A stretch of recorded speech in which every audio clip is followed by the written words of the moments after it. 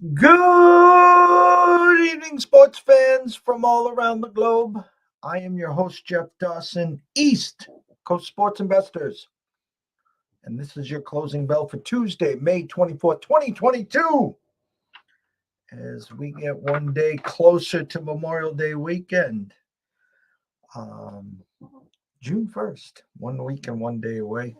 Not a lot of sports action going on as we speak, but we got a bunch of games ready to go.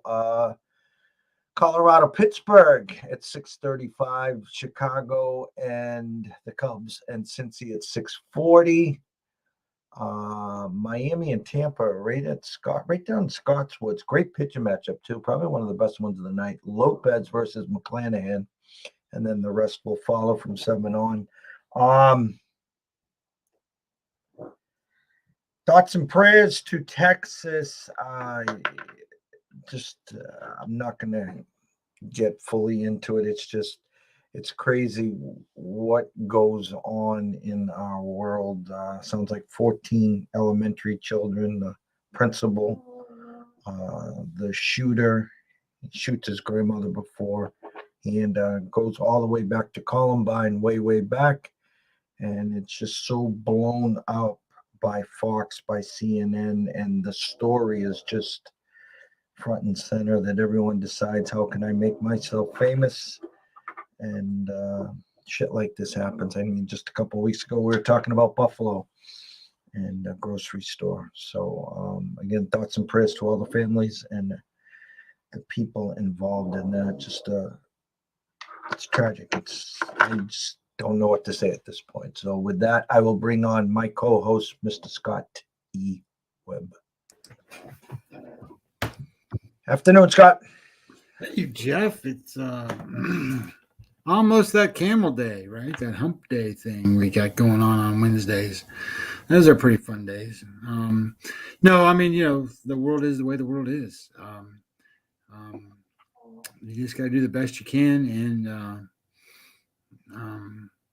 just try to keep your head up. That's all. I agree, 100% agree. I often say in my lanes, some days with the dog, most days with the fire hydrant. And I had Bernie on a couple of weeks ago, and I still, a classic. He was talking about someone in our lanes, and this guy quoted and said, and I woke up this morning, my feet hit the ground. I ran to the kitchen table and had breakfast. And that's what it is. Every morning I get up and my feet hit the ground. We got 24 hours to make a difference. And it doesn't always have to be in these shows, on TV, on the radio. I'm just talking about in life in general. Try to put a smile on someone else's face. Try to help someone out that is less fortunate as we are. And just move on. And then again, we're here today to try to educate the public or whoever wants to listen on today's games, and maybe shed some light. Maybe put a few winners on the table. It was, we had Julian on yesterday afternoon. His in-game parlay for DraftKings comes running in. Celtics money line and Tatum over 29.5. And it was funny. I was talking to Riley this morning on the Breakfast Bankroll, and Tatum had 28. And he got pulled with about 6 minutes to go in the third quarter. And I was laughing. I didn't want to tweet anything. I didn't want to say anything. The Celtics were up 25 at that point. And then Miami made like a 5-0 run to cut it to 20. And in the NBA, anything can happen. We know that. We've seen that. And so they brought Tatum in, and he hits a 3 late in the third quarter to get 31. Didn't score the rest of the game. But that's how that happened. So whether you had plus 180, you had the boost plus 270. The NBA has just been, blowout city. And they were talking about it, the locals. It's no fun to watch. It just, I was at the game Saturday, Scott. The Celtics were not leading for 1 second. Last night, they opened up the game with an 18-1 lead. Right. That was like 21-4 or something like that, or some crazy number. I mean, it's I don't know. I'd rather watch the hockey. The hockey's been pretty fun, especially for the Lightning. Yeah, hats off. It didn't matter what the Panthers did. They were built. They won the President Cup. They won it handily. I was in Vegas in March. I looked at the board when I was in front of at Circa, and the numbers said the Panthers. The numbers said the Panthers. I know how to read a board. I know what they're trying to tell you, and they win the President's Cup rather easily. They cruise in their first round. I just underestimated the Lightning. I thought the Leafs were going to beat the Lightning, and then I thought the winner of the Leafs and Panthers were going to head to the Stanley Cup to face the Avalanche. And totally, you won two in a row. Not that I discredit you. I just think, at some point it was time to pass the torch, and just proof last night. I mean, Valesky said, Panthers did everything but score. That they did everything but score. And now you shot on goal or what, 25-5 or something in the first quarter, first period? Yeah. And at some point you just broke their will. Hey, 0-0 after two. They just couldn't get a lead. I mean, they're always playing from behind the scratch. And so hats off to you. Now you're going to wait about a week. I'm wondering if this gives Carolina a little boost in the ass, saying, hey, guys, let's get this game and let's take them back home where we haven't lost. Let's wrap this up in 5. Because if we turn this into a 6 or 7 game series, they're going to be skating in glue compared to what Tampa's going to look like with the rest. Well, I was listening to John Cooper the other day, and he was talking, and he was like, our team's pretty good. And he said, we may not look like we're the best team when we play in the regular season. But he said, that's because we don't play defense like we do when we play in the playoffs. And he said, that's all we talk about. All we talk about is defense in the playoffs. And he said, we are trying to make sure the other team has the most difficult time to try to score goals. Because he said, all we got to do is win 2-1 or win 1-0. And he said he was just, trying to show a little bit of variance and difference in what his team's playing like now, I guess, than what his team was playing like during the regular season. And I don't know if it shows so much, but I would say that Valesky's pretty damn good. And those guys seem to rally around each other, and they do play pretty good, what I would call team defense. So I think they're you got to beat them to move on, and nobody's beaten them yet. So I found it good news for me. I found it as an intriguing board today, and I'm going to bring it up now because we got some games that are going to be first pitch soon. I don't know if you had any interest in any of them. And again, everyone, StreamYard did this, not ECSI. There used to be a box here that I could enlarge this and make this a lot pretty easier. big today. Well, it's getting bigger. How's that sound? If you go, this is from Sports Insights. You can go to sportsinsights.com. You can get a free 3 or 4 day trial. Tell them ECSI sent you over there. Their big thing now is the Action Network, which a lot of people I know get for a couple bucks a month. But Scott, I thought the board was real intriguing. The ECSI guys got a full unit on a full game, 2 half units on some first fives. I left a couple on the table as well, but I found it a pretty good board today. I don't know what you're seeing. Well, I played the Bad News Bears teams yesterday. I'm not going to do that today. You don't do it 2 times in a row because you never know what's going to happen. And to be honest with you, it turned out okay. I mean, I went 1-1 yesterday, basically juiced out. I lost on the dog with Colorado, and they lost 2-1. And I won with the Cubs yesterday and Smiley against the Reds, and they kind of buried that team. So I kind of figured out kind of how that was going to go. The one that I left on the table, I mentioned it on the show, but and thought it was a good play was the Mets. The Mets were a good play yesterday. I think the Mets are a good play again today. I'm not sold on Webb that much. Now I liked Webb, but I don't like him against good teams. So we'll just see how that kind of plays out, how that transpires today. So I've got nothing on the early games today.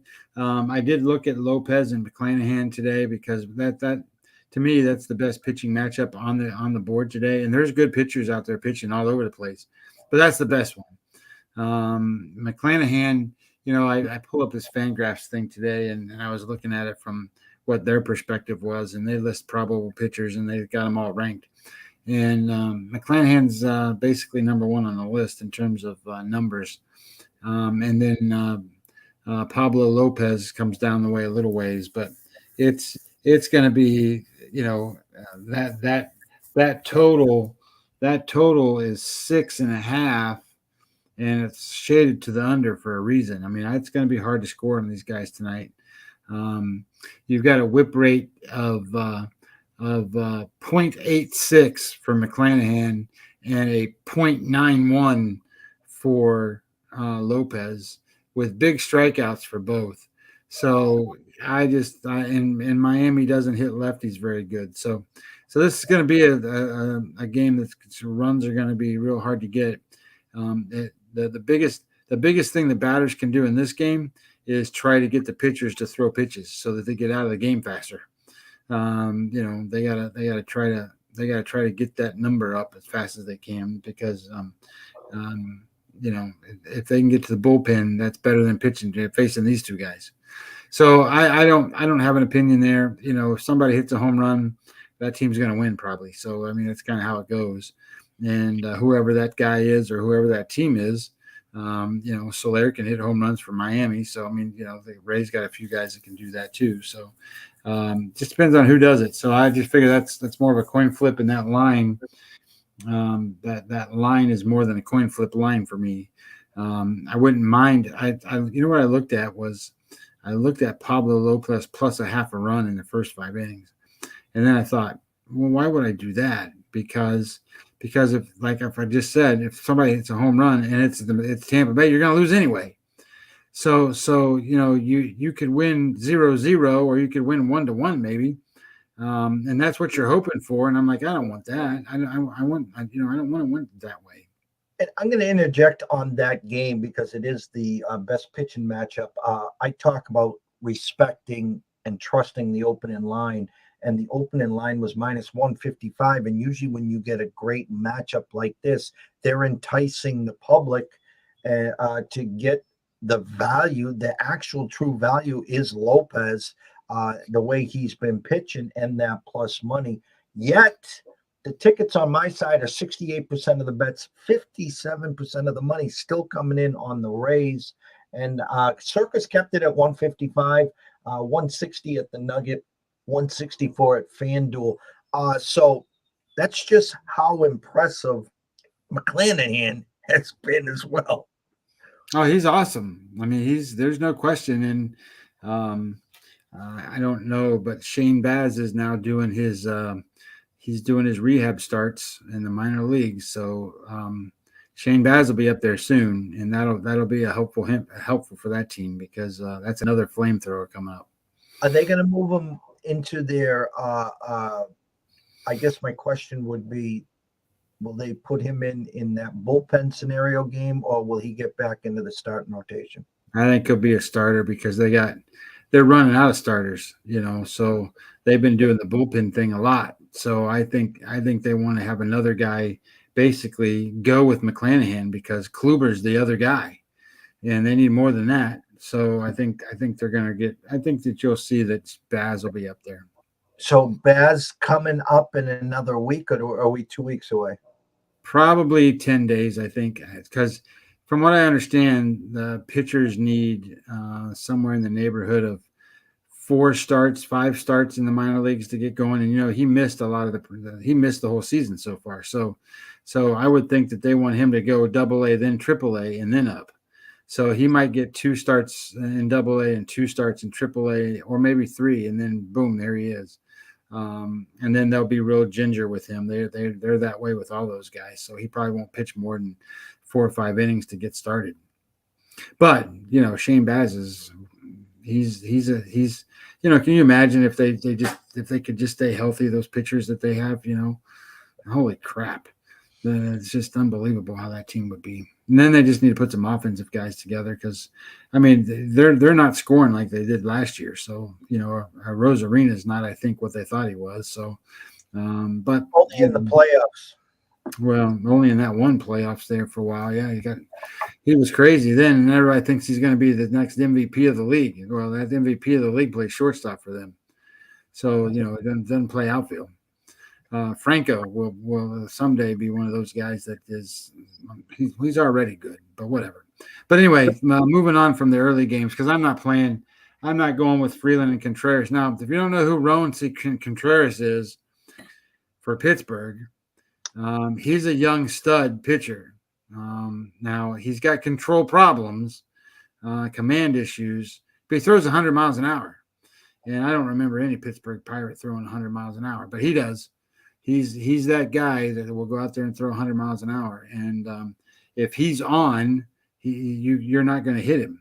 He's got that kind of stuff, but he's not really on that often. He's more off than he is on, and he can't control the pitches. So that's why he's a young kid and he's trying to figure it out. The Stroman and Malley game, Stroman's had a couple of spots here and there where he's been good, but he's been mostly bad. And Malley's been good. He just hasn't been great. And he's not going to be great. He's not Castillo for that team, but he's a good, solid pitcher. So I understand where the line is. I understand why Cincinnati is a little bit of a favorite at home today. But I would never bet Cincinnati as a home. I wouldn't bet Cincinnati as a favorite at all. Should have won 10, 12 games or something like that. So looking at it from where I'm going, I think the Dodgers are in a good spot tonight. I think they steamroll here. Well, I shouldn't say steamroll. That's not a good word. They steamrolled yesterday with Adon on the mound. But they get Joshua Gray today, and Josiah Gray, he was a Dodger, and he came over in that trade with Turner and all those guys. So he was the big centerpiece, and he's been the best pitcher for Washington. And Washington has, I don't know how many people know, but Washington's been a little bit good on offense. They don't strike out very much either. They make a lot of contact, and they're going to face Bueller today. But you can't. I would never go with Washington at all. It's how would you play? How would you play the Dodgers? And if you played them in the first 5, I think that's minus 160 or some crazy number. So you gotta sit there and go, are you gonna play them on the run line? Well, I wouldn't do that because Kimbrel's shown he can't really close out games in the backside. He can cost you some money. So I think you stay away from that one. Here's one I kind of like, but I didn't play. This is Gibson and Fried. And this is one of those spots where, Philadelphia has been hitting the ball a little bit. Bryce Harper makes a lot of difference to that team. And Atlanta's been kind of struggling here. But this is one of those spots where Fried has Philadelphia's number. And Gibson does not have Atlanta's number. So this is one of those kind of flip-floppy, kind of weird games where, you're taking a chance here. Yeah. Fried's the better pitcher.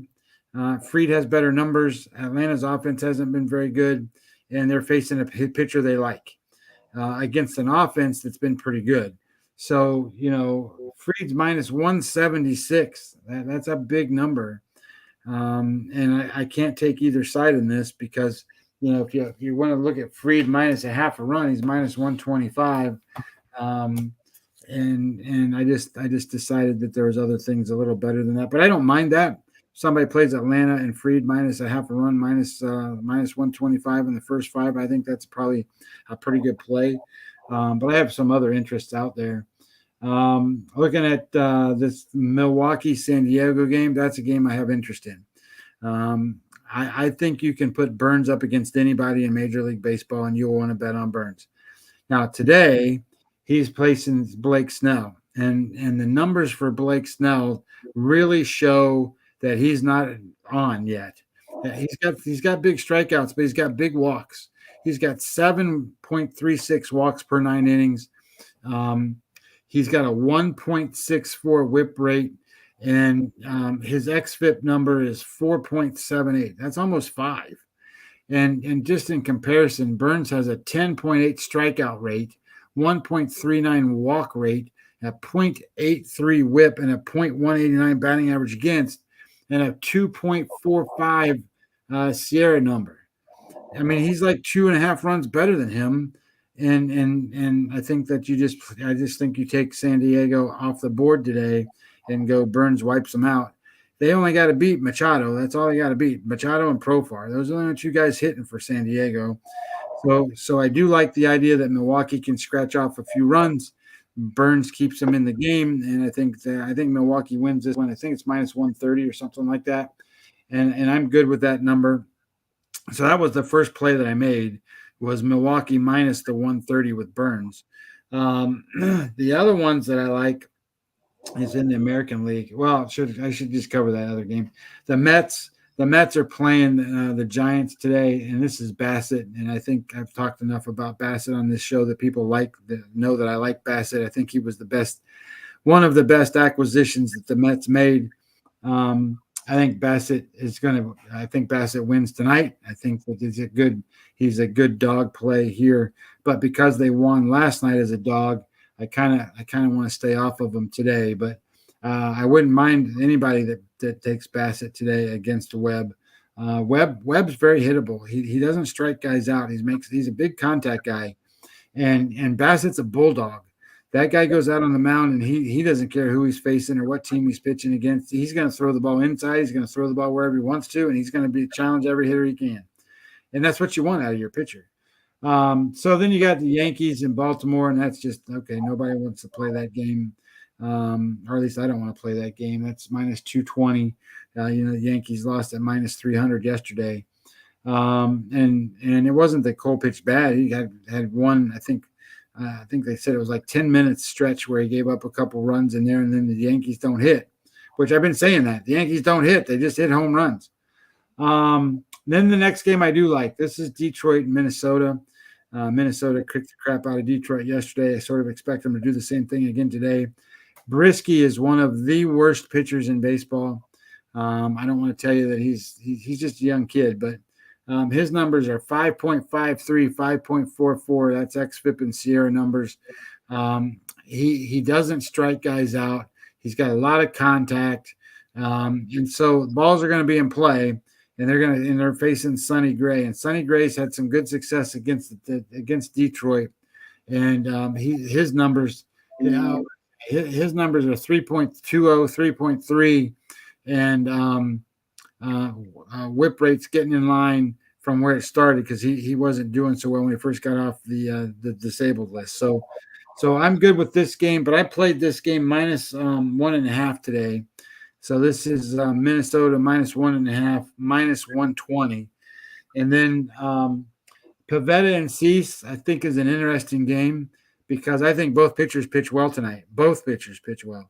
And if that's the case, I think that you take this game under the number, but the under's so juiced, I don't want to play it. I think the under was minus 130 or minus 125 or something, under 7.5.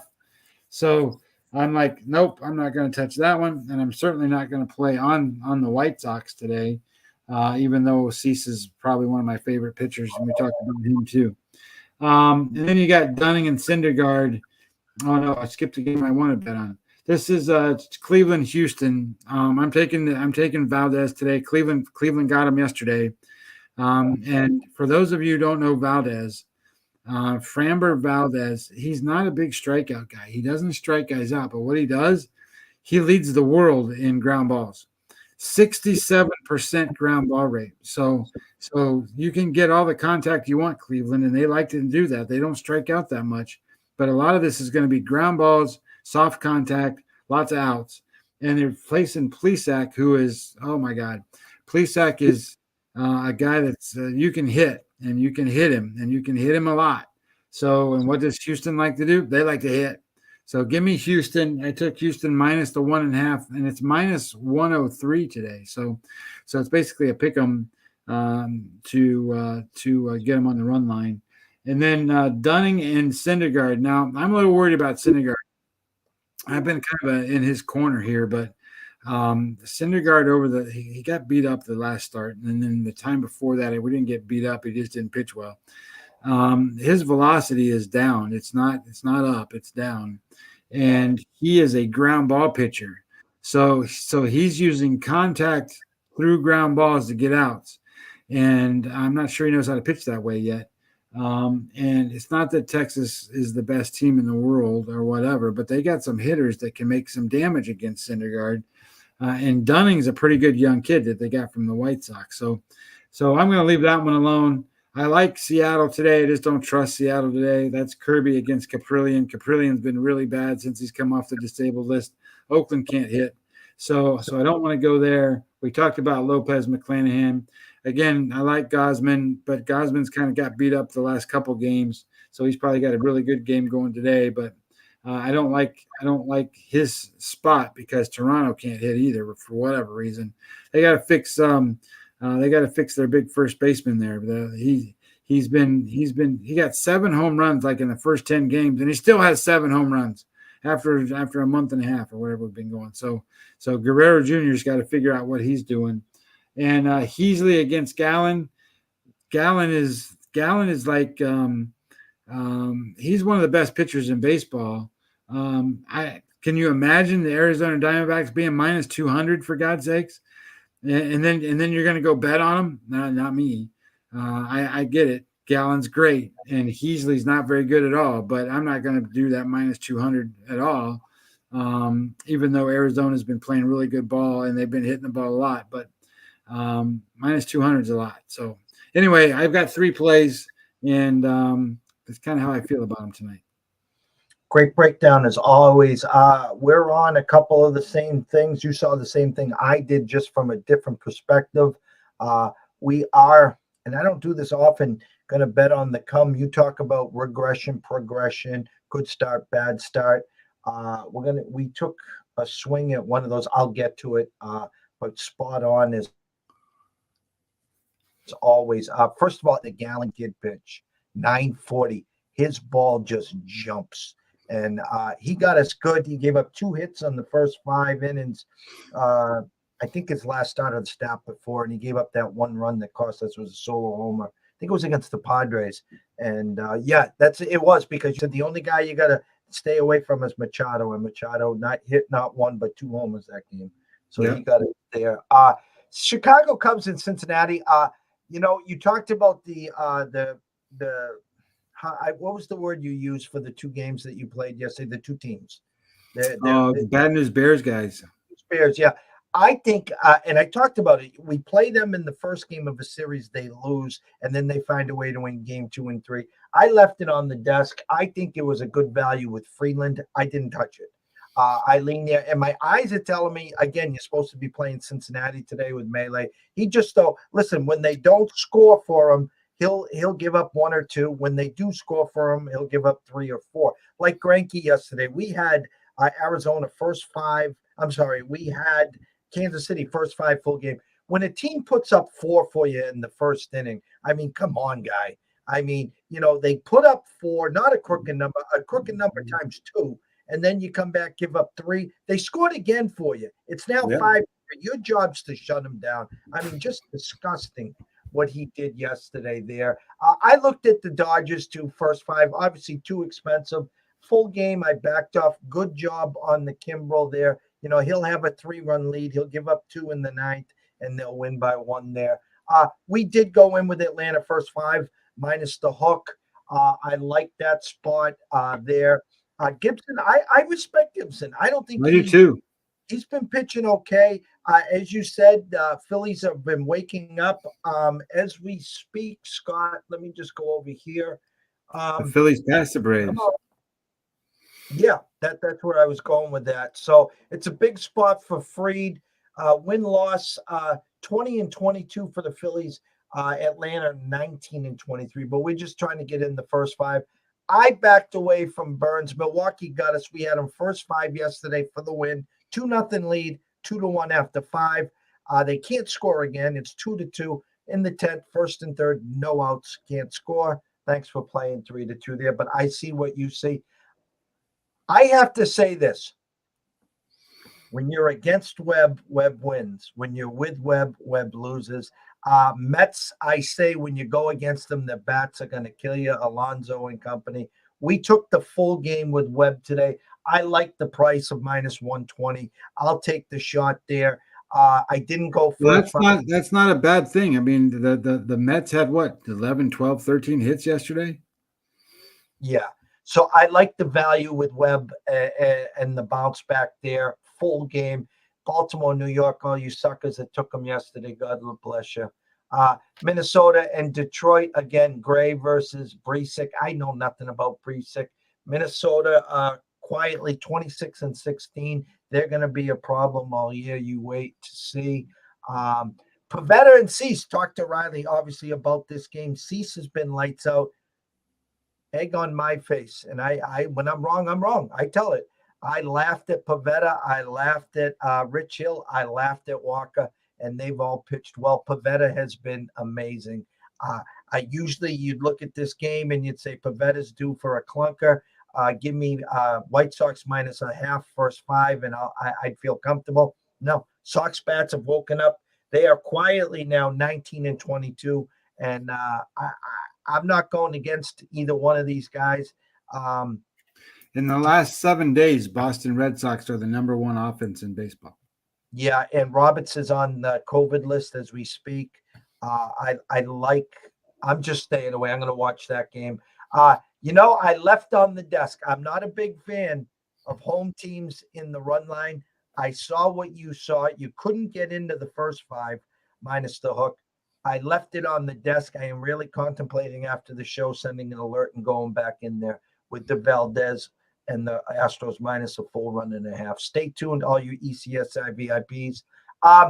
Good start, bad start. Dunning has been okay. Texas is, this is a pretty good rivalry. These two play each other well. I took the swing minus the half run first 5. Hey, if he gets through the first inning, no runs, at least you got a shot. Was it his last start? He didn't get out of the first inning. No. So we'll know early if he is hurt and he goes to the DL or not there. But we took a swing first 5 there minus the hook. Hey, if it helps you any, Cleveland is 26th against left-handed pitching in baseball out of 30 teams. Yeah, and coming off a loss too, it's a good spot there. It is a good spot there. I'm a big Kirby fan, and we've talked about Caprillion for a while. Not a good guy. Again, Seattle -175 though. I can't pay that tax at all. Toronto, St. Louis. I mean, we've talked for weeks. What's going on with this Toronto team? They're just sinking deeper. Walk-off granny for Goldie last night. But that Cardinal team is going nowhere. And the scary thing about them, Scott, 24-18, and they start to get a few of these arms back, and they will not be afraid to make a move at the deadline. You can say what you want about the Mets, the Dodgers, a St. Louis Cardinal team I would not want to face in a short series. Well, they're what's that kid's name? The kid that's supposed to be their ace. Flaherty? Yeah, Flaherty, Jack Flaherty. He's been put on a 60-day DL now, so he's not coming back anytime soon. And they brought up that kid, and I didn't Liberator. I didn't think he pitched that great. They got him. He's part of the Randy Rosarina deal. They got him from Tampa Bay, and I just don't think. It's like I said when we talked about him. He's a good pitcher. Don't get me wrong. I don't mean it that way. But he's not the 1 or 2 guy, right? I mean, he's not the 1 or 2 guy. And I don't know how far you're going to get with Miles Michaelis. So at some point in time, people are going to rip him apart. But I just think they need more pitchers. They need more pitchers. I fully agree. And it was brought up again yesterday, and I think it's 100% true.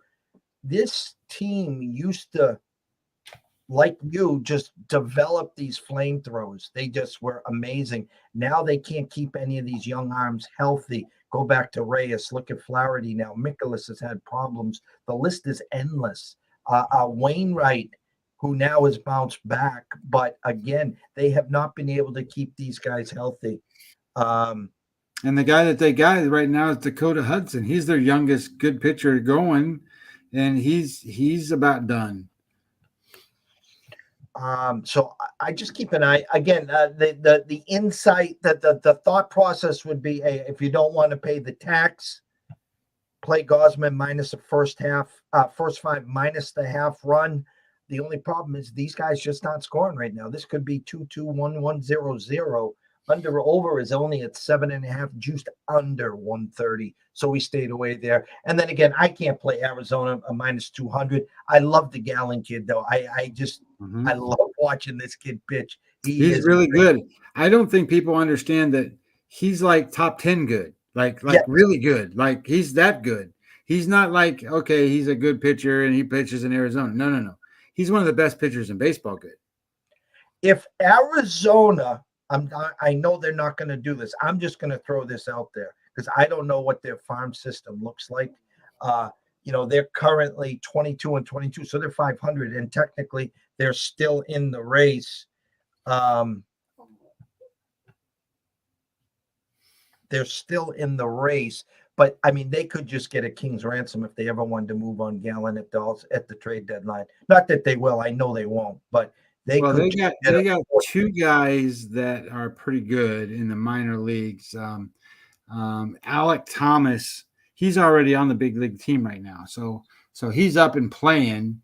And the other, he plays outfield, center field, and he's been doing pretty well as one of their best call-ups. He ranks 24th in all of baseball in prospects. And Corbin Carroll is a pitcher who's their number one prospect, but he's in Double-A. He won't get up there till the end of the year, if at all, this year. So it'll be interesting to see. They got a couple other guys, but they're not. They don't got the greatest of great depth yet. So maybe they move somebody and they get some more talent in there. But they're Zach Davies isn't going to last forever for that team either. So, hockey, Carolina Rangers. Rangers were favored for the first time in this series. Still favored. Everyone expects home court again. Home ice, like the Bruins series. They won the home games every time. We talked about this before the show started. The fact of the matter is Carolina knows the Lightning is sitting here. I'm not saying that gives them any added incentive that they're just going to blow the doors off of the Rangers. Shesterkin, when he's on, he's the best in the game. He was the number one goalie all year. You're getting a fair price, though, on Carolina today if you want to go in and take a shot at them. Calgary and Edmonton, you got to get creative here. This is a Calgary team that was 200 to win the series. Big favorites. They're big favorites at home. Now Edmonton has stole game 2 and game 3 and now lead the series 2-1 and for the first time are favored today. So, like I do often, get your pens and pencils here. If you like the Flames to win today, don't take them minus 105. Go to your series price. You can get the Calgary Flames right now plus 165 to win the series. So what do I say? If Calgary wins this game today, which I just asked you, if you think they're going to win today, don't play the 105. Take them plus 165 because now it will go to a best of 3 and they will be favored like minus 190 because they have the home ice game 5 and game 7. And you can go back and get Edmonton plus 165. So you're getting the free $65 for every 100. If you like Calgary today. Okay. And then in the basketball game, listen, the NBA needs a game tomorrow. They got a game 5. If Golden State wins today, there's no game on Thursday. It's dark.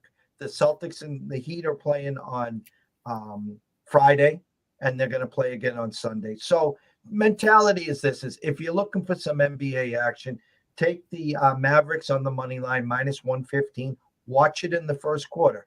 If the Warriors are 9 for 11 from 3, you're probably on the wrong side. Don't forget they went into Memphis to close out Memphis, and they were down by 55 at one point in that game. So you'll know early. Take Dallas minus the 115 if you want some NBA action, and that will get us to a game 5 at least back in Golden State on Thursday. Closing thoughts, Mr. Scott. Well, as we just talked about with these games, some of these things boil down to coin flips and whether you're going to be on the right side or the wrong side of the coin flip. And we talked about that game in Tampa Bay today. And McClanahan goes out, pitches 15, throws 15 pitches, gets two strikeouts, nothing goes on. Very first pitch, Pablo Lopez throws, home run, Kevin Kiermaier. So if you played like we talked about, if you played Pablo Lopez plus the half a run, now you're losing and you may not get it back. So that was why I didn't want to play that way. And that's kind of what I'm thinking with some of these things. So as you're looking at this stuff and you're trying to figure it out, one of the things that you want to try to put yourself in is in advantage situations. And when you're a coin flip, if you land on the wrong side of the coin flip, you might not get it back. So be careful where you put your eggs, and don't be in a position to back these coin flips if you're in a spot where you can't recover if you don't get it right. So that's where I feel like this game's headed. Trying to multitask here. Again, tonight, great menu. I think it's been a great menu today. I think there's options, and there the Cubs kicked a quick field goal. And so the Bears are leading the Bengals 3-0 still at the top of the first. Tampa Bay with a quick 1-0 lead over Lopez there. And I think the other one was scoreless. Let me see. Yeah, 0-0. Top of the second. Contreras is throwing good. Ronzi Contreras got some strikeouts, no walks, so that's pretty good for him. Okay. For myself and Scott, we just ask everyone here. We thank you on a day-to-day basis. Without you guys, there's no ECSI. We're striving on a day-to-day basis to give out as much information and as much educational content as possible. We're not the guys that are going to talk like 95% of the others. I'm not here to badmouth any of them. It was funny yesterday when we had Julian Edlow on from DraftKings. He came out and says, Jeff, I'm not the guy from DraftKings that talks about same game parlays. That's not my job. I don't do that. Yet he goes, I got one today that looks pretty damn good, and it came in. So again, you can test the waters once in a while. Just don't make it a habit. Don't go to that guy with the surgical stream parlays every day and trying to hit a 4 or 5 legger. It just doesn't happen. The VIPs know very simply that Monday through Saturday, we're going to grind our asses off. We're going to hope to get up 3, 4, 5, 6 units. And then we always have our action parlay. That's just what we do here. Not that if we don't see a parlay during the week, we won't take a shot at that. This past Sunday, though, I think we, on paper, could have collected 25, 27 units on the golf match, on the golf tournament, which doesn't happen every day either, guys. So that's why the lights are still on. I got a raise, by the way. I told you, Scotty, I'm at 11.5 cents an hour now. I got a whole half-cent raise, so I'm feeling pretty good here. Tomorrow, myself and Riley will be back around 10:30ish for the breakfast bankroll. At 1:00, we will go across the border to Andrew McGinnis of Wager Talk of McGinnis Picks to talk some NHL pucks, props, and whatever else is on the desk. Thursday, Friday, currently up in the air in the morning and afternoon, waiting for some confirmations from Dave Sharapan, the Real Vegas Dave, Jeffrey Benson, the risk sports director, whatever you want to call him at Circa, and a few others. Next week, we should have our debut with Matt Peralt, the host of the Bostonian versus the Book. So we're moving and cooking with Crisco here. So always big thanks there. If you are wagering, already have, or going to after this show, please do it responsibly. If you have a problem, pick up the phone. There's an 800 number. Ask for help. Why? Myself and Scotty care. We want to see you here today, tomorrow, next week, next month, through 2022 and beyond. From myself, Jeff Dawson at EC Sports Invest, from Scotty Webb at Webby20MLB. We wish everyone a blessed evening. Have some fun. Cash a few tickets, maybe a few futures. You lad after the show, and we'll see you in the morning.